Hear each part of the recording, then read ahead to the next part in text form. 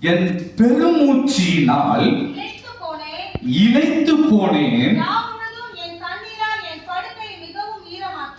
ராம் முழுவதும் என் படுக்கையை ஈரமாக்கி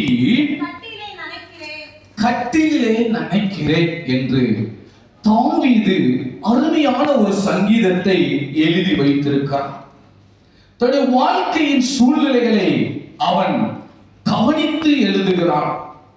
எத்தனையோ நிலைமைகளிலே அவன் அற்றிப்பட்டவனாக, நொறுக்கப்பட்டவனாக, பிற்கப்பட்டவனாக, தன்னுடைய சூழ்நிலைகள் எல்லாம் தலைகீழாக மாறின ஒரு காலகட்டத்திலே அவன் இந்த சங்கீதத்தை எழுதுகிறார்.